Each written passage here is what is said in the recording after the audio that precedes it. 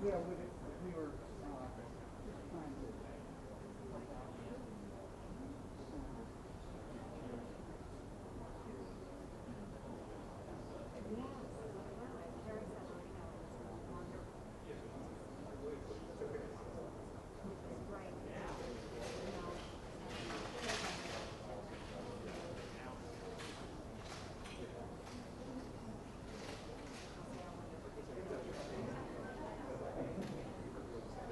Yeah, he said it. Then they walked up here and spoke to him.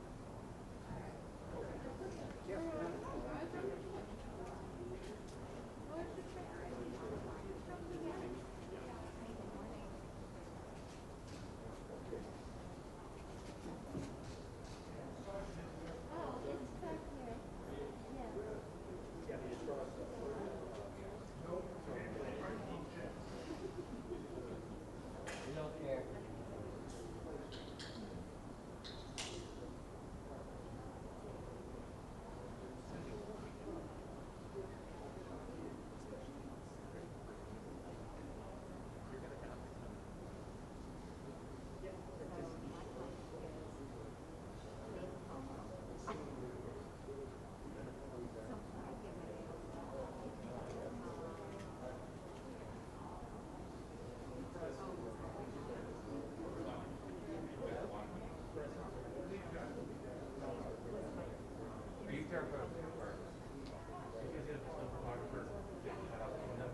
Just a couple shots from the chili. Perfect. Thank you. Yours, guys. I think you all care about it. Yeah. And Good work on this.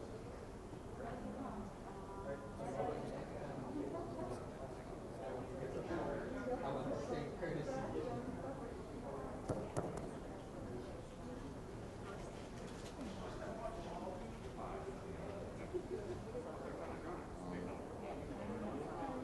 You got what someone said.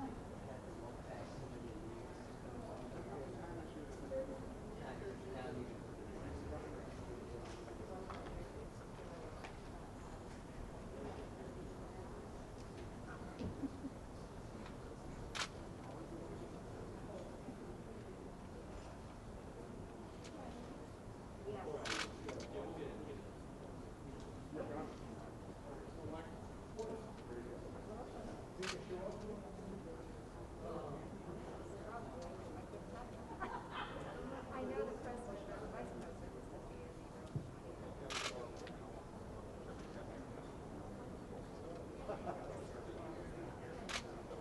yeah, look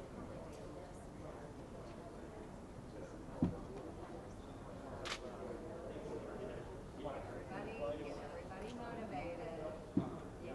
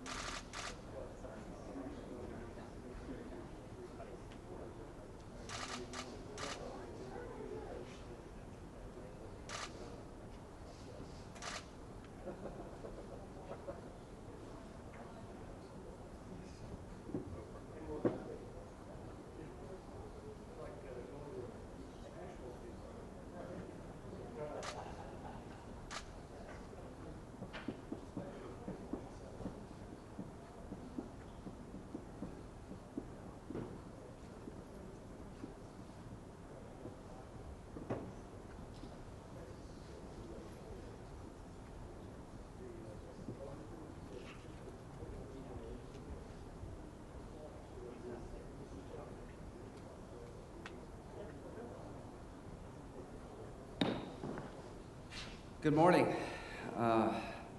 Appreciate you all of my colleagues being here promptly.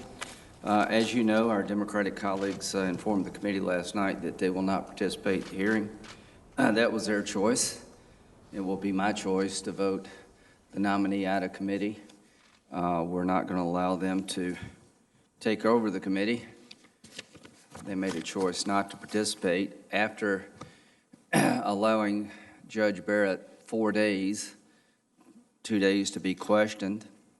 I thought she did an exceptionally good job of handling the questions asked.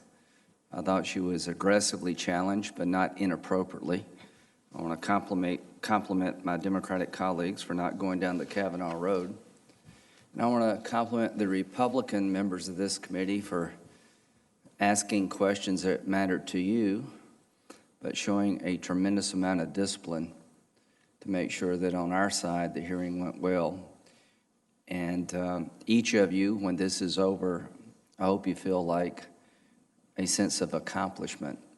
This is why we all run. It's moments like this that make everything you go through matter. It's moments like this where you can tell young conservative women there's a place at the table for you. This is a groundbreaking, historic moment for American legal community and really politically. Senator Blackburn and Ernst spoke eloquently what it's like to be a conservative woman in America. You try to be marginalized. And I just want to thank both of them for their participation. And a bit about the judge, then we're going to vote. I've been here a while, and I've never seen anyone more capable than Judge Barrett on the law. 2 days without a note. Senator Cornyn made that obvious to us. I didn't know she didn't have any notes till you mentioned it. But a deep and wide understanding of the law, but the most important thing to me, understanding what a judge does versus what we do. And to all the people out there wondering about Judge Barrett, I can tell you this: the law of Amy will not be applied to a case in controversy. It will be the law as written in the Constitution or by statute or whatever regulatory body she's going to review. She will take her job on without agenda. But important to me is it's okay to be a complete person and be on the Supreme Court. It's okay to be pro-life.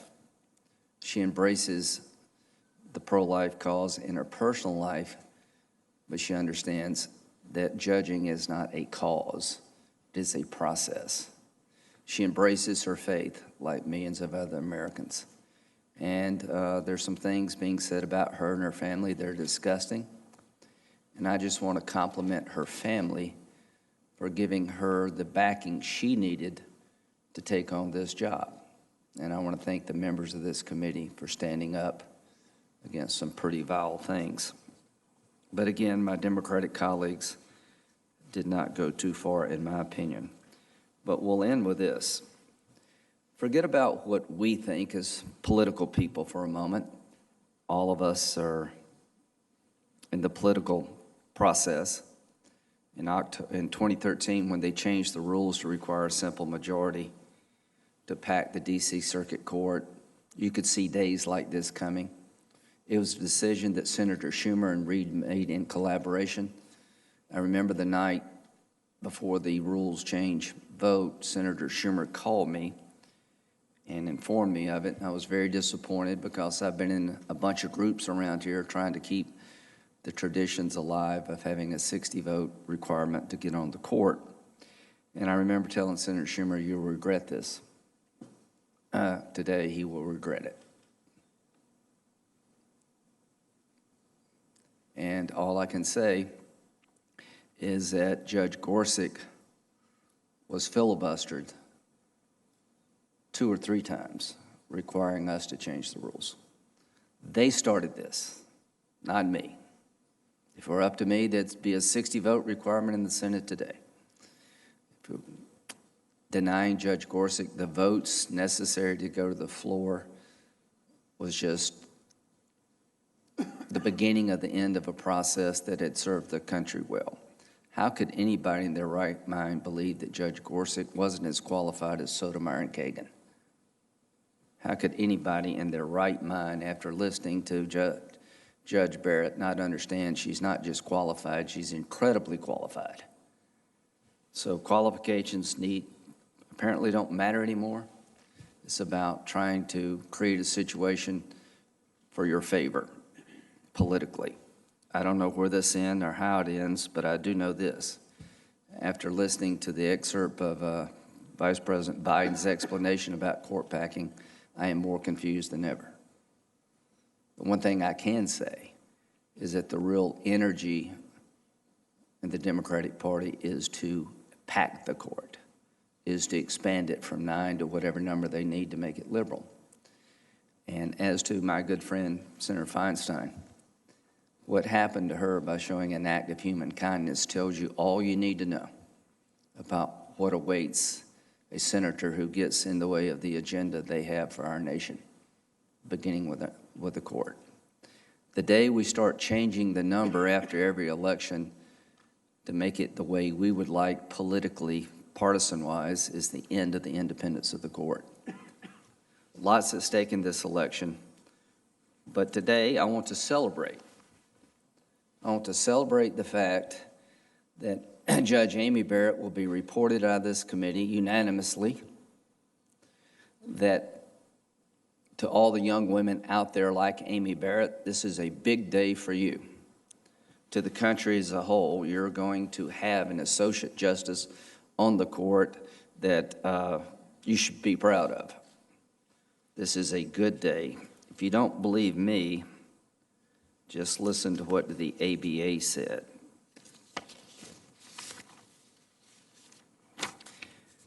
American Bar Association is not high on Senator Lee's list. And many of you, I think they do give some Republican nominees a hard time, but I've continued to use them because I keep as many traditions in place as I can. But to folks who are watching this hearing, their job is to evaluate the nominee in 3 categories: professional competencies, character, judicial disposition.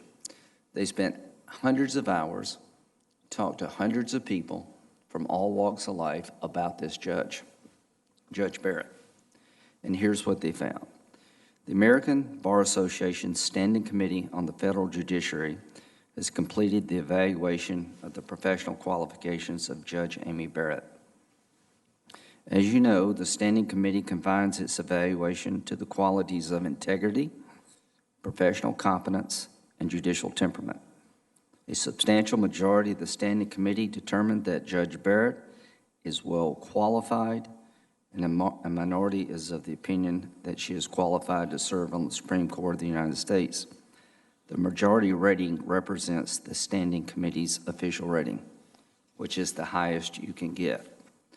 I asked the 2 presenters a question. Would both of you feel comfortable going before Judge Barrett? They replied, absolutely. Another piece of information was from Ms. O'Hara. She was the dean of Notre Dame Law School while Judge Barrett was a professor. Remember what she had to say. I have only communicated with this august committee on 2 occasions. The first was 10 years ago when I wrote a strong letter in support of now Justice Elena Kagan, whose term as Dean of Harvard Law School overlapped with my own. The second is today introducing and endorsing Amy Coney Barrett in equally strong terms. Some might find these recommendations in juxtaposition, but I find them entirely consistent. So do I. I voted for both.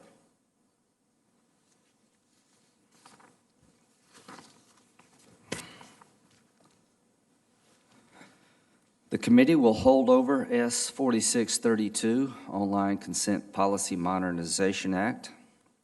I ask unanimous consent that notwithstanding the motion of October 15th, setting the vote on the Barrett nomination at 1 p.m., the committee proceed immediately to vote on the Barrett nomination. Any objection? Without objection. On the motion to report the nomination of Amy Coney Barrett to be an Associate Justice of the Supreme Court of the United States, the clerk will call the roll. Favorably to the floor. Favorably to the floor, the clerk will call the roll. Mr. Grassley. Aye. Mr. Cornyn. Mr. Lee. Mr. Cruz. Mr. Sass. Mr. Hawley. Mr. Tillis. Ms. Ernst. Mr. Crapo. Mr. Kennedy. Mrs. Blackburn. Mrs. Feinstein. Mr. Leahy. Mr. Durbin. Mr. Whitehouse. Ms. Klobuchar. Mr. Coons. Mr. Blumenthal. Ms. Hirono. Mr. Booker. Ms. Harris. Mr. Chairman. Aye. Mr. Chairman, the votes are 12 yeas, 10 no votes. The nomination will be reported favorably to the floor with a unanimous vote. Senator Cornyn. Mr. Chairman, I'll just take a couple of minutes. I just find this to be a surreal environment we're in, where our Democratic colleagues announced yesterday they're going to boycott one of the most important votes this committee will have probably during our entire senatorial tenure, and that is a vote to confirm, to provide advice and consent to a nominee for the Supreme Court of the United States.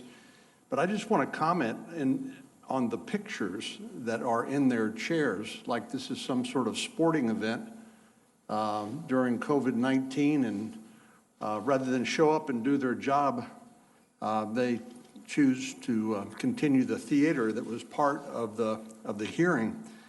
And of course, this is all pretextual. Their argument, as I understand it, is somehow Amy Coney Barrett will violate her oath of office, contrary to everything she has done and who she is, and somehow that the Affordable Care Act is in jeopardy. She explained, I think, with great skill, the issue before the Supreme Court. It's really one of severability, which is a very technical doctrine. It doesn't have anything to do with the merits of the Affordable Care Act. It has to do whether you can sever the unconstitutional portion from the rest of the ACA and that it will survive. But the fact is, Democrats have already moved on from the ACA. In Senator Cruz in my state, in the last 6 years, the premiums for an individual under the ACA have gone up, I believe, 57%. The average deductible is about $3,000. For a family of four, the deductible is $12,000, which means that in essence, you do not have insurance coverage. You're essentially self-insured. So what Democrats have done is they realized that all of the promises that were made to the American people leading up to the passage of the ACA, they have been broken. I remember President Obama saying, if you liked your policy, you could keep your policy. If you liked your doctor, you can keep your doctor. None of that's true. They said that we would have essentially universal health insurance coverage. That's obviously not true. So ACA has failed. Our Democratic colleagues recognize that. And that's why they have, from the presidential candidates running in the primary all the way down to people running in this election on November 3rd, including in my state, have advocated a single-payer system, sometimes called Medicare for all, sometimes called the public option, but it's all a slippery slope toward a single-payer system. And I just think it's important to point out what they are advocating, because it is extraordinarily radical.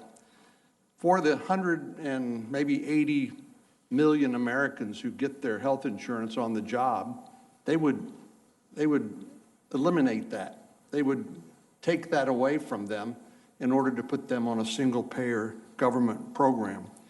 Medicare, as we know, has its own financial problems and something we obviously need to shore up. It's a commitment we've made to our seniors that if you pay into the Medicare program, you're going to have health coverage when you become eligible. But dumping 330 million people into the Medicare program in a single payer system will bankrupt it. And we know that providers depend on a payment mix between Medicaid, Medicare, and private insurance in order to pay the bills. Without the private insurance premium or payments, our healthcare providers, our hospitals, including those in rural parts of our states, would be bankrupt. So I just think it's really important to just lay out the facts here. This is all for show. They have given up on the ACA because they realized that it did not fulfill the promises that were made when it passed. Now it's unaffordable to most ordinary Texans and Americans. And so they have thrown that out the window in favor of a single payer system. And finally, you know, Senator Schumer said everything is on the table if they win the majority. I think you've observed, Mr. Chairman, that if the shoe were on the other foot, we have no doubt what they would do under these circumstances. But beyond that, Senator Schumer has said that the legislative filibuster is in jeopardy, that they will turn this into simply a partisan body where you don't need to do the hard work to get bipartisan support. They would consider turning D.C. into a state, and the state would get 2 senators. Puerto Rico, a state, and get 2 senators. They want to permanently transform this country. This isn't about incremental change. This is about revolutionary changes in our country. And then finally, as we've all observed, they're advocating packing the Supreme Court with additional partisan judges.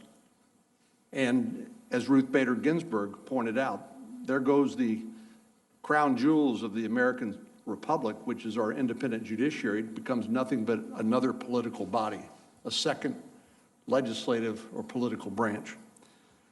So I just wanted to take a minute and thank you for your patience to lay out my thoughts and observations with regard to these theatrics with which our Democratic colleagues are presenting us today.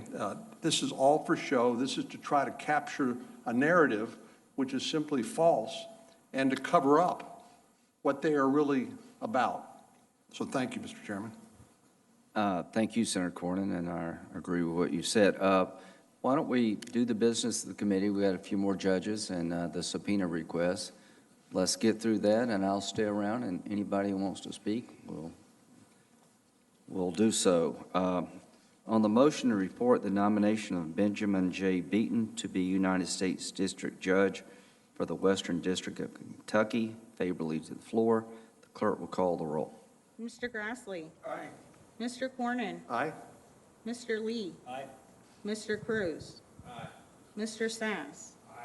Mr. Hawley. Aye. Mr. Tillis. Aye. Ms. Ernst. Mr. Crapo. Mr. Kennedy. Mrs. Blackburn. Mrs. Feinstein. Mr. Leahy. Mr. Durbin. Mr. Whitehouse. Ms. Klobuchar. Mr. Coons. Mr. Blumenthal. Ms. Hirono. Mr. Booker. Ms. Harris. Mr. Chairman.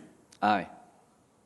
Mr. Chairman, the votes are 12 yeas and 10 not present. The nomination will be reported favorably to the floor. On the motion to report the nomination of Christy Johnson to be United States District Judge for the Southern District of Mississippi, favorably to the floor, the clerk will call the roll. Mr. Grassley. Aye. Mr. Cornyn. Aye. Mr. Lee. Aye. Mr. Cruz. Aye. Mr. Sass. Aye. Mr. Hawley. Aye. Mr. Tillis. Aye. Ms. Ernst. Aye. Mr. Crapo. Aye. Mr. Kennedy.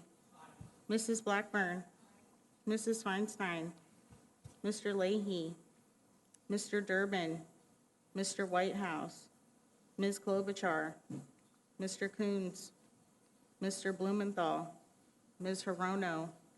Mr. Booker, Ms. Harris, Mr. Chairman.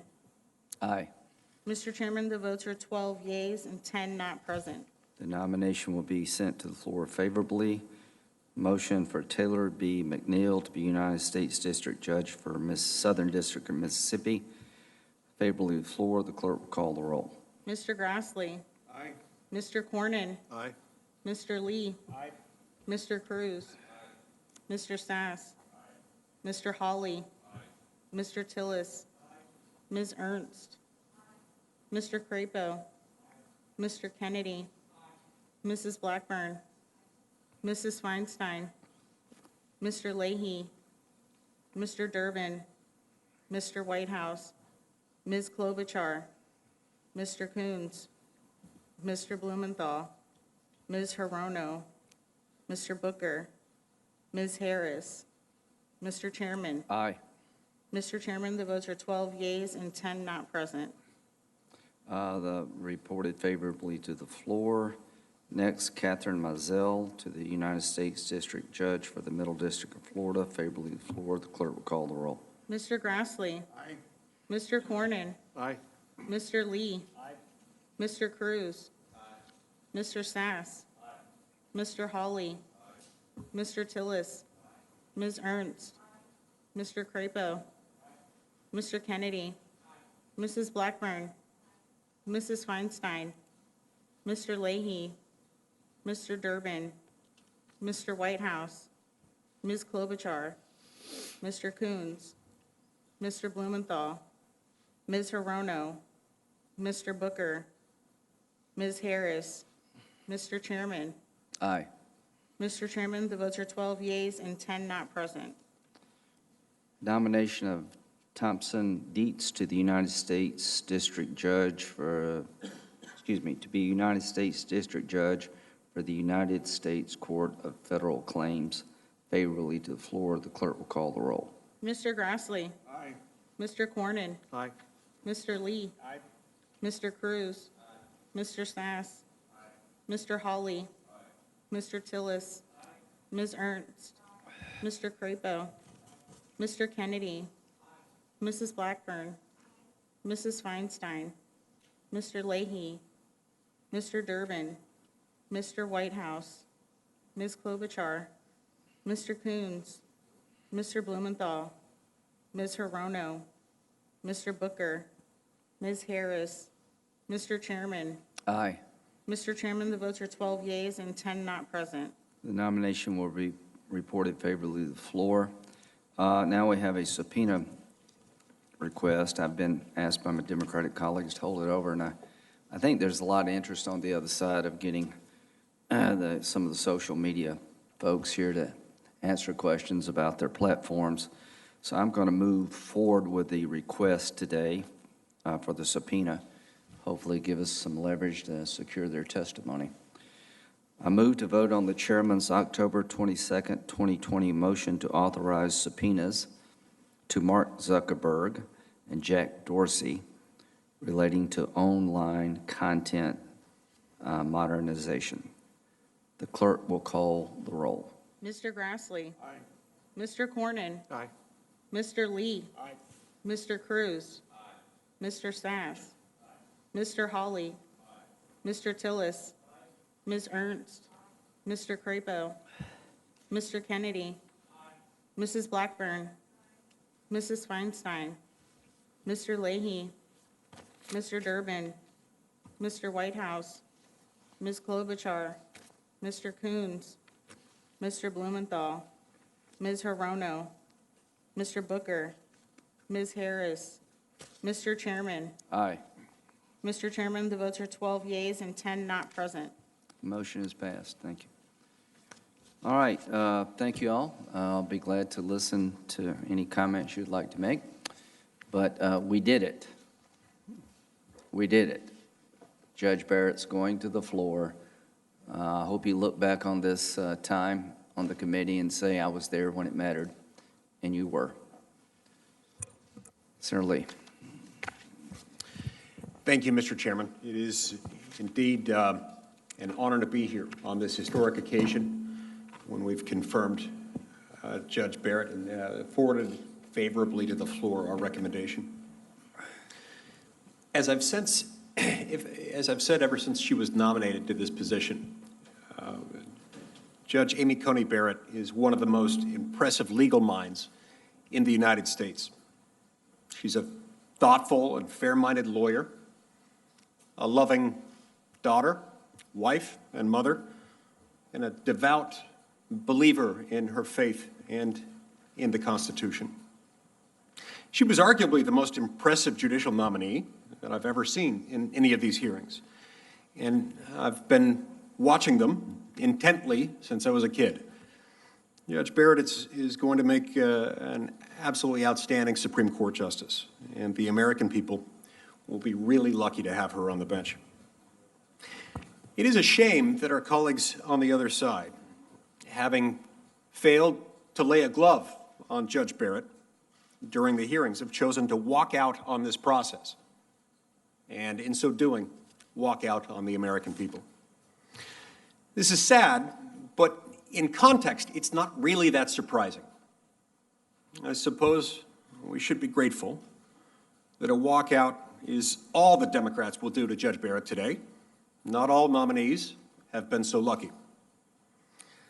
This is an important point for those watching these proceedings who might be tempted to believe the pious pearl-clutching and performance art of the media and the minority party about this particular nomination. I'd like to take a few moments to set the record straight about the history of this process and why America needs and deserves to have Judge Barrett on the Supreme Court. For the first 200 years of the history of our republic, Supreme Court nominations of both political parties were almost always polite and even boring, relatively nonpartisan, non-political affairs. Judicial nominees were examined for their qualifications and rejected by the Senate only in relatively rare instances.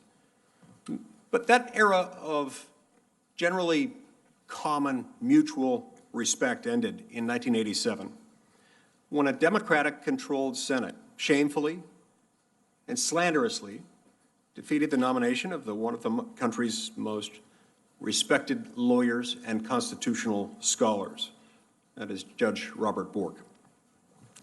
The cynical attacks against Judge Bork, whose only offense was that he was a conservative, were dirty, and they were downright dishonest. But like the boy who cried wolf, Senate Democrats got away with it, at least the first time. 4 years later, President George Herbert Walker Bush nominated Judge Clarence Thomas, then serving on the U.S. Court of Appeals for the D.C. Circuit, to replace Justice Thurgood Marshall. Democrats on the Judiciary Committee, Democrats, not Republicans, tried to do to Judge Thomas what they had done to Judge Bork a few years earlier. The public was now wise to the Democrats' game, and that particular attack, while injurious, failed. So they resorted to the next tactic, organizing what Thomas rightly called a high-tech lynching of a black man who dared disagree with the rich white liberals who ran the Democratic Party. When Democrats won back the White House in 1992, when the shoe was put on the other foot, Senate Republicans did not retaliate. Senate Republicans did not respond the way they did. They did not respond in kind. In 1993, the famously liberal Judge Ruth Bader Ginsburg was confirmed to the Supreme Court with 96 votes. In 1984, Judge Stephen Breyer was confirmed with 87 votes. They went low, and in response, we went high. Now, did Republicans' good faith behavior influence or improve the Democrats' behavior? No. The record suggests that it only encouraged them.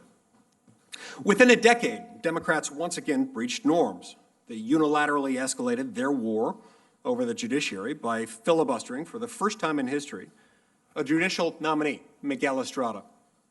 Mr. Estrada was, and remains to this day, one of the most respected lawyers and constitutional scholars in the country. He was a natural and inspiring choice to serve as a federal appellate judge. But to the left, you see, that was precisely the problem. Mr. Estrada was Latino and brilliant and charismatic and young and widely seen as a future nominee to the U.S. Supreme Court. So the left decided to strangle Mr. Estrada's nomination with false, insincere attacks and unprecedented obstructionism. They filibustered Mr. Estrada's nomination. Not once, not twice, but 7 times.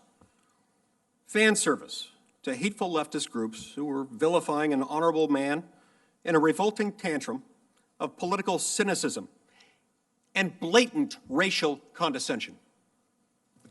Sure, during this ordeal, Mr. Estrada's family suffered irreparable tragedy, but at least the New York Times was happy. And the left sent a clear message to Latino Americans about what they can expect if they, too, dare question liberal orthodoxy.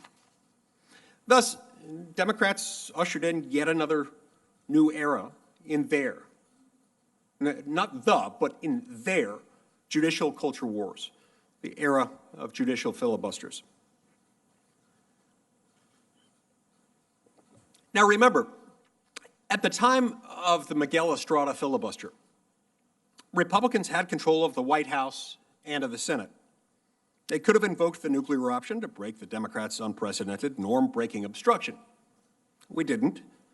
We did not retaliate, not after the Estrada filibuster, not after the Democrats' malignant, mendacious smearing of then-Judge Sam Alito on his way to the Supreme Court. It's not the narrative, but it is the truth. Once again, Democrats went low, cruelly, disgustingly low. And once again, Republicans took the high road. Under President Obama, Republicans accepted the Democrats' practice and required supermajority cloture votes for judicial nominees. After a few years of this, Democrats got tired of having to play by their own rules, so they broke them. In 2013, with a number of Obama policies being challenged on constitutional and other grounds in the courts, Democrats invoked the nuclear option over Senate rules so that they could confirm judges with only 51 votes. Republicans pleaded with Democratic leader Harry Reid not to do it, and we warned Democrats that they would soon live to regret it. But hubris makes the powerful deaf as well as blind. They rammed through their appellate court judges. We could not stop them. They did it because they could. In response, the American people did what they could. In the next election, and in fact, in every single congressional election since the Democrats went nuclear in 2013, the American people returned a Republican majority to the Senate. That included the election of 2014, which meant that when President Obama appointed Judge Merrick Garland to replace the late Justice Antonin Scalia, the Senate, following precedent established by Democrats decades earlier, rejected that nomination. That included the election of 2016, when Donald Trump was elected president. When he selected Judge Neil Gorsuch to replace Justice Antonin Scalia, Democrats once again filibustered and then feigned outrage as Republicans followed Democrats' precedent again and triggered the nuclear option on Supreme Court nominations. Now, let me go on record. I initially had concerns about this move. In conference meetings for some time, I argued to my colleagues that we ought to at least try to find another way, try to see if we could figure out a way to restore the judicial filibuster and simultaneously preserve this important part of the Senate's institutional design and of presidential prerogative. I lost that argument. My position may have been principled, but in the context of the Democrats' relentless and endless pattern and practice of abusing their power, it was untenable. I tried to persuade my colleagues to seek a good faith bipartisan solution. The problem was that while solutions were easy to imagine, the left's good faith was not. The only precedents Democrats had given us to work with were Bork, Thomas, Estrada, and the nuclear option. My colleagues pointed out the obvious. Democrats' embrace of judicial power and of judicial total war was not a slide down a slippery slope. It was a giddy, enthusiastic leap that they still don't regret. Just look at the record since then. In 2018, when Justice Anthony Kennedy retired and President Trump nominated Judge Brett Kavanaugh to replace him, was there any sign, any evidence whatsoever of an intent to lower the temperature? Any indication that Democrats were rethinking their decades of vicious, unilateral escalation? Just as before, of course not. During the Kavanaugh nomination, they stooped to new lows, concocting a patently false accusation of teenage sexual assault against an honest, honorable, and innocent man. Like inquisitors, burning heretics at the stake, torching, sliming, smearing, breaking norms, breaking rules, to slander and strangle the nominations of constitutionalist judges, is simply what the left does. This is a feature, not a bug. This is how they operate. This is what they do. Liberals, not conservatives, turned the Supreme Court of the United States into a super legislature of sorts. Democrats, not Republicans, escalated Supreme Court confirmations into ideological knife fights and worse, and made political outcomes the defining issue of this process, rather than judicial philosophy and qualifications. What has happened to this problem isn't a bipartisan failure. It is a unipartisan strategy. Every norm broken, every act of escalation, one party, the Democrats, has been the aggressor in every single instance. At every step along the way, our side has used our constitutional authority, and the other side has abused its authority. There is no tit for tat, there's just tat. Democrats killed Judge Bork's nomination for partisan political reasons. They killed Miguel Estrada's nomination for partisan political reasons. They slandered Justice Thomas, Justice Alito, and Justice Kavanaugh for partisan political reasons. They nuked the filibuster, again, for partisan political reasons. And now they're trying to scuttle this meeting, this hearing, this vote for partisan political reasons. When it comes to the judiciary, abuse of power is their agenda. Now, the left seems to think that the Supreme Court exists for this purpose and that it exists to impose their very worst ideas onto the public, onto those recalcitrant members of the public, those people we call citizens who refuse blindly to go along with their entitled extremism. They want the court to empower abortion activists and woke performance artists, campus and corporate elites, and social media outrage addicts to tell everyone how to live without votes, without accountability, and without debate. Taking debatable matters and placing them beyond debate seems to be their formula. They don't want democracy. They don't want representative government. They want docility. And Judge Amy Coney Barrett is not going to give it to them. She's not going to politicize the Supreme Court. She's going to help depoliticize a court that the left has spent decades turning into an extra-constitutional Sanhedrin of philosopher kings.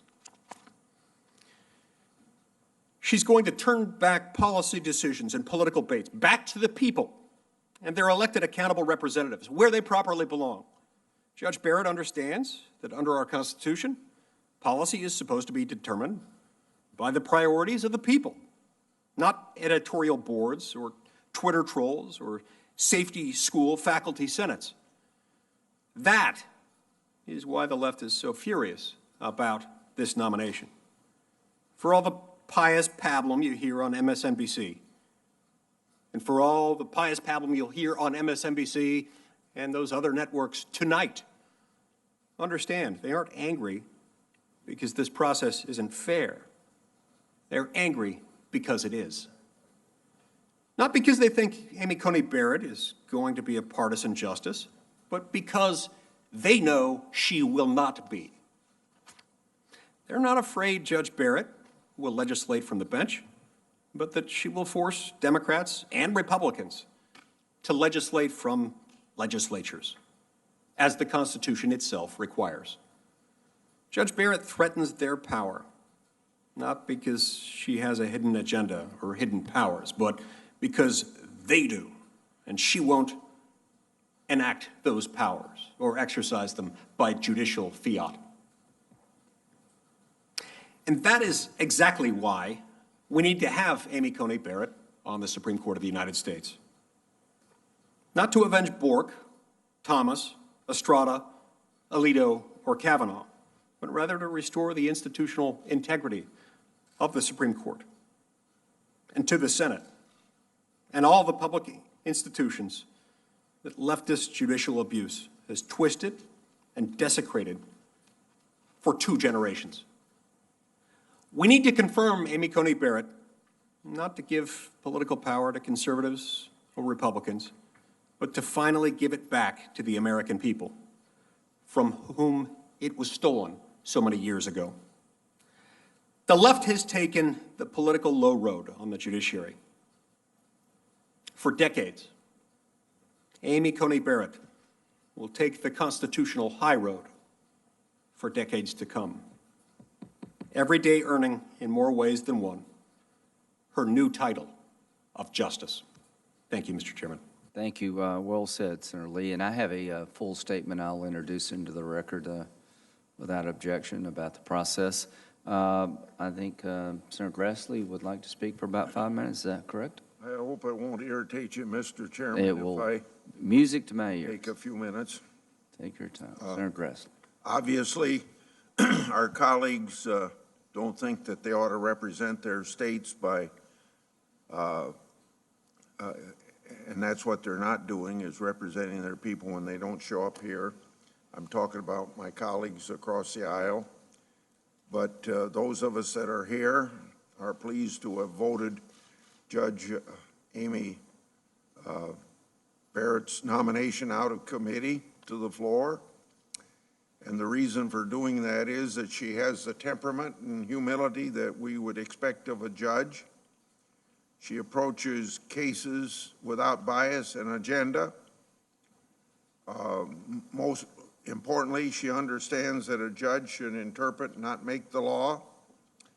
She was thorough, candid, and forthright in the hearing, but when pressed on how she might rule in a case, Judge Barrett properly applied the Ginsburg rule, and that rule demonstrates her independence by not showing any hints, previews, or forecasts. And those 3 words are from the Ginsburg testimony of about 28 years ago. Judge Barrett clearly respects precedent, and she practices judicial restraint. Her judicial method is rigorous and exacting, but fair and open-minded. I specifically asked Judge Barrett if she had made any promise to anyone about how she might rule on a case. She responded, "The answer is no." Quote, "The answer is no. It would be inconsistent with judicial independence." End of quote. She just expressed there what we expect and learn from 8th grade civics, what the checks and balances of government are all about. The Supreme Court is the court where we expect them to make sure that the executive branch and the legislative branch doesn't go outside the bounds that the Constitution sets for this Congress and the executive branch. Judge Barrett is even-handed and has ruled for both plaintiff and defendants in all kinds of cases, that since she served on the Seventh Circuit Court of Appeals, when asked if she would follow the law wherever it leads, she said yes. The Affordable Care Act was brought up quite significantly, and almost every person, maybe in this committee, but more so by Democrats that were trying to make it look like she would be a force to just have her mind made up already that the Affordable Care Act ought to go out the window. But throughout the hearing, Democrats spun then a bunch of nonsense about Judge Barrett and the Affordable Care Act. They claimed her critique of Chief Justice Roberts' reasoning in the 2012 ACA case dictates how she'd vote in the upcoming case. And we all know that that's bunk from how she's described her approach to that ACA. Judge Barrett made clear then that she doesn't have an agenda. She testified, quote, "I have no hostility to the ACA," end of quote. Academics critic court decisions all the time. So obviously she was doing that as a person, tenured professor, Notre Dame School of Law. Her critique of Roberts' reasoning was shared by many legal commentators across the political spectrum. Moreover, the question before the Supreme Court this fall are entirely separate, so it's pointless to speculate. Senate Democrats want to portray the judge as a threat to health care. They want to distract from the fact that they recently filibustered just yesterday and 3 days ago COVID relief bills on the Senate floor that would have protected pre-existing conditions, although none of us Republicans are threatening pre-existing conditions. This is all is just a Democrat election year scare tactic, but voters aren't buying it. A political poll released yesterday showed a majority of Americans want the Senate to confirm Judge Barrett. That's what we're going to do. And she made it easy for us with her outstanding performance here 3 days before this committee. The judge's record shows that she practices judicial restraint. In her words, a judge who approaches a case as an opportunity, I better say this is her quote, "A judge who approaches a case as an opportunity for an exercise of the will has betrayed her judicial duty," end of quote. The judge won't be a politician on the bench. She'll make decisions as they should be decided in an impartial manner and in accordance with the law and the Constitution. I take the judge at her word, quote, in my time as a judge, my job, my boss is the rule of law, not imposing my policy preferences, end of quote.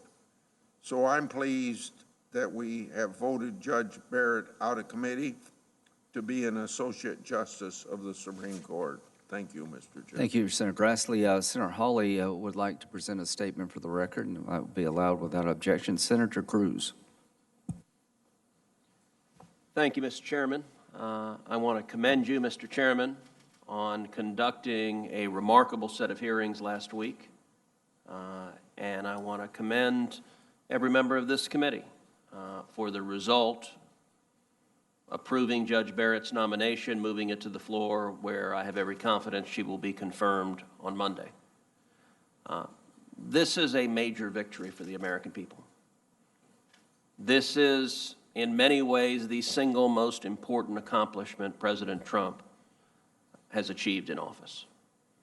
in nominating a principled constitutionalist to the Supreme Court, President Trump was honoring the promises he made to the American people. And in confirming that principled constitutionalist to the court, the Republican majority in this Senate will likewise be honoring the promises that we made to the American people. I want to take a moment to highlight something that we've learned in the last 2 weeks, which is that the Democrats understand that their radical agenda for the Supreme Court is profoundly unpopular. The Democrats are unwilling to defend their radical agenda for the Supreme Court. That's illustrated powerfully today by the fact that every Democratic chair is empty, that they are boycotting this markup. They're boycotting this markup because their substantive arguments are not persuasive. They're not effective. Last week during the hearing, it was striking. Not a single Democrat asked any questions that defended the far left's view of religious liberty, which is that the Supreme Court should go through the public square, scour the public square to remove any reference to God Almighty. Not a single Democrat defended the far left's radical view of religious liberty, that the government has the power to punish you for living out your faith. I noticed these lovely photographs in the place where our Democratic colleagues normally would be. You know, one photograph I don't see is a photograph of the Little Sisters of the Poor.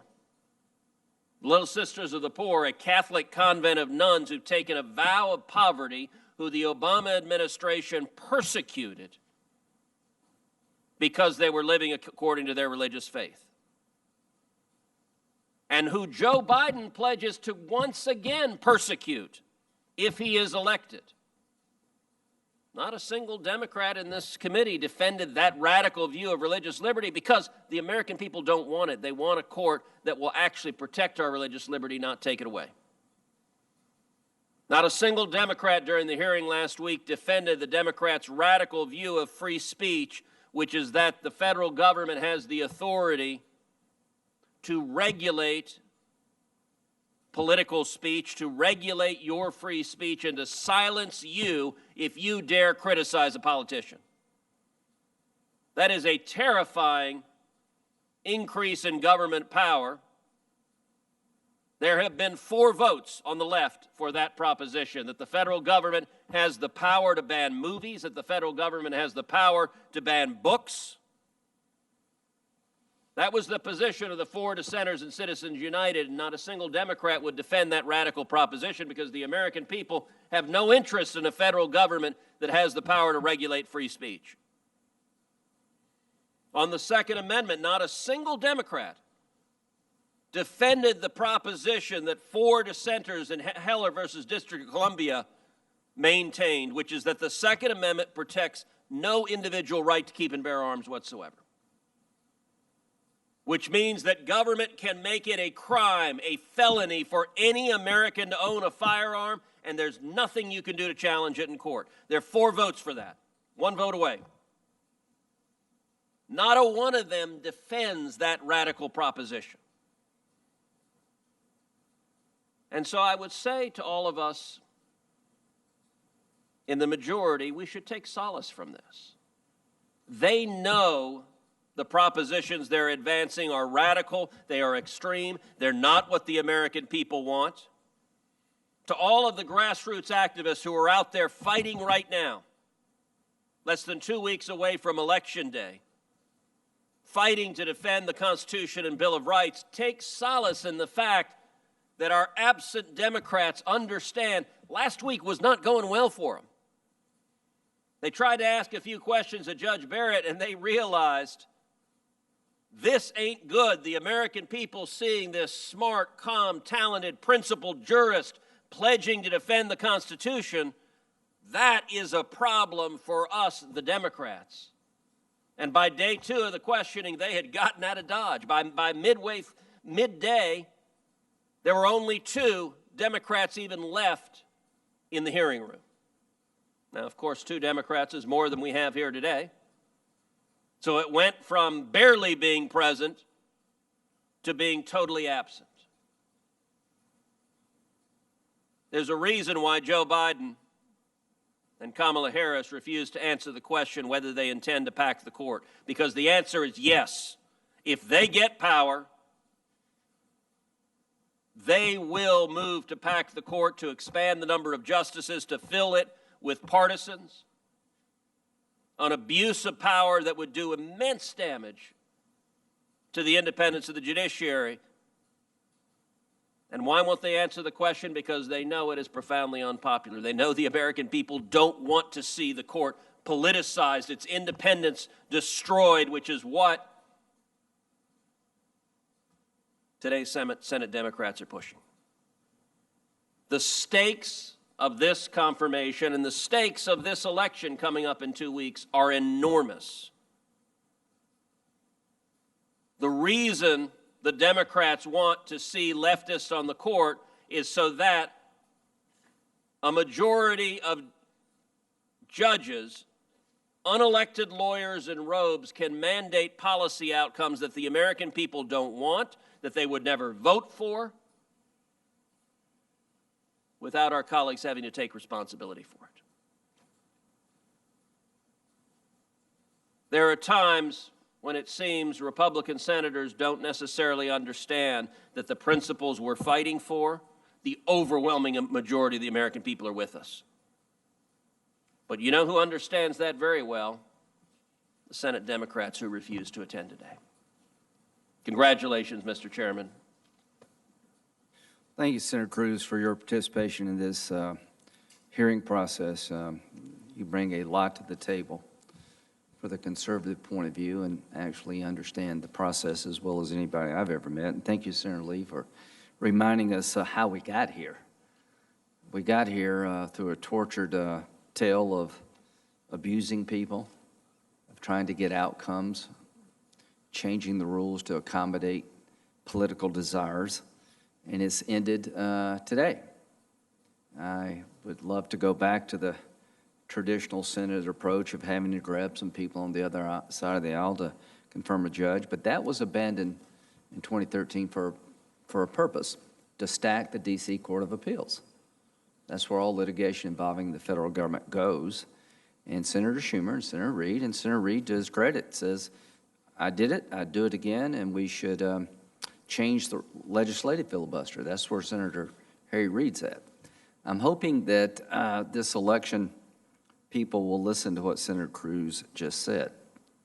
We are one vote away from fundamentally changing the Second Amendment, changing how free speech works in this country, and on and on and on.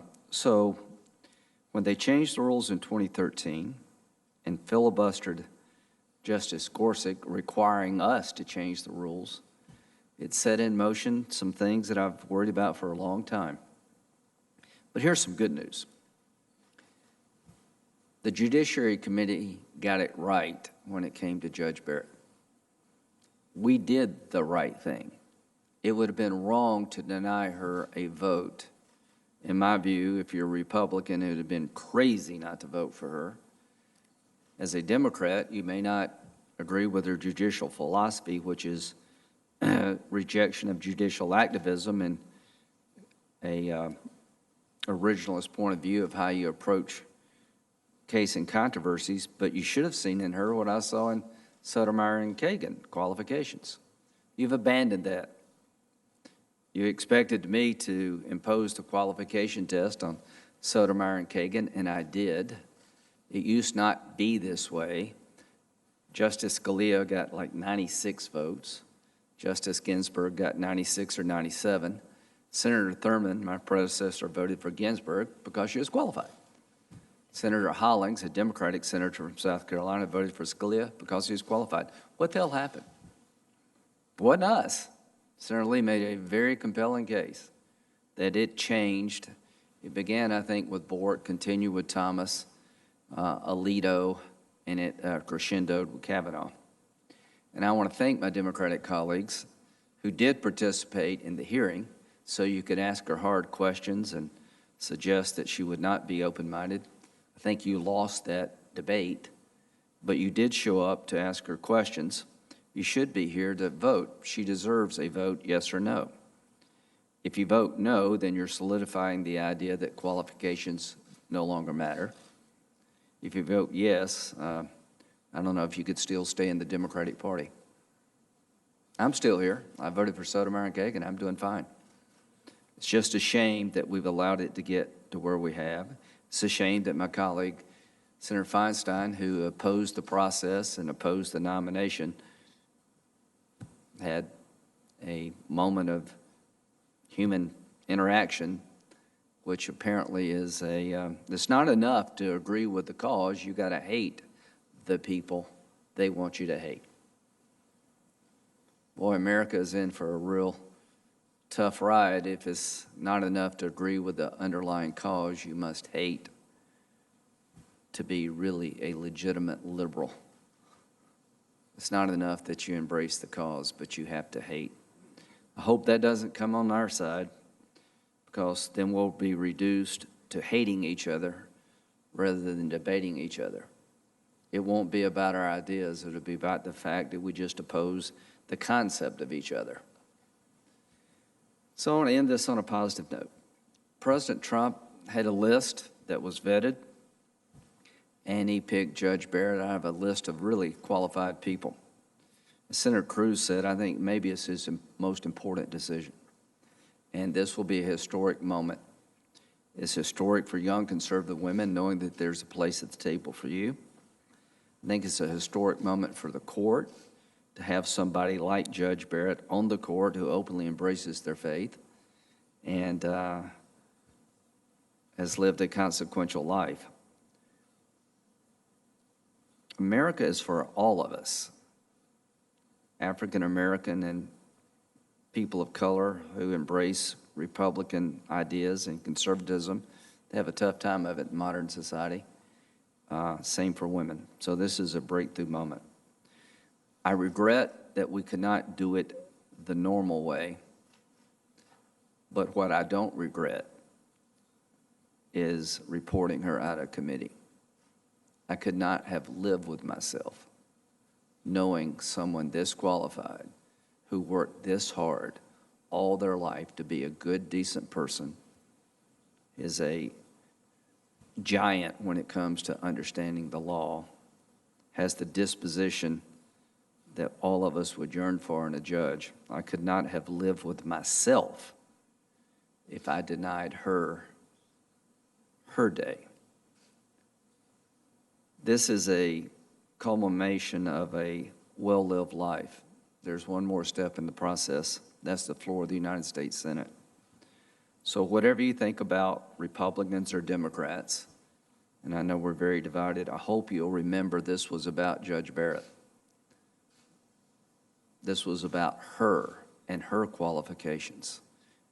Was she worthy of the nomination? Did she conduct herself in a manner to be worthy of our votes? I think that is a very easy question. To my Democratic colleagues, you've denied her your vote. I regret that. But in the process of participating in the hearing, you pushed her hard, but you didn't go too far. For that, I do very much appreciate that part of the hearing. So we will go to the floor now. We'll take up the nomination of Judge Barrett on the floor of the United States Senate. I doubt if a single Democrat will vote for her. And I'll end with this. Elections do have consequences. I understood that Justice Kagan and Sotomayor would be the type judges that a Democratic president would be looking at. Highly qualified, of a philosophy closer to President Obama's than mine, and that's why I voted for both of them. Now we find ourselves in a situation where qualifications no longer matter. It's about holding open seats to have them filled after the next election. And we've lost sight that the individuals being nominated matter. I think they do matter. So I just want to, again, compliment President Trump for sending to the Senate this outstanding nominee, incredibly well qualified in every way you'd want to judge. And I don't know what the future holds for the Senate. I know there's an election around the corner, and a word of warning. The Democratic Party of 2020 is hell-bent on changing all the rules. There won't be 9 members of the court if they get the House, the Senate, and the White House. There'll be at least 13. The legislative filibuster will fall like the judicial requirement of 60 votes has fallen. D.C. will become a state. The Affordable Care Act will be replaced by some more aggressive form of socialized medicine. But that's for the ballot box. Today was a process that's been in place for a couple of 100 years. Advise and consent. So I am proud to have supported Judge Barrett. I think the people of South Carolina would be very happy with somebody like her sitting on the court judging us all. So the role of advise and consent has been around for a couple 100 years. The last couple of 3 decades is taking a sinister turn. But I would imagine that our founding fathers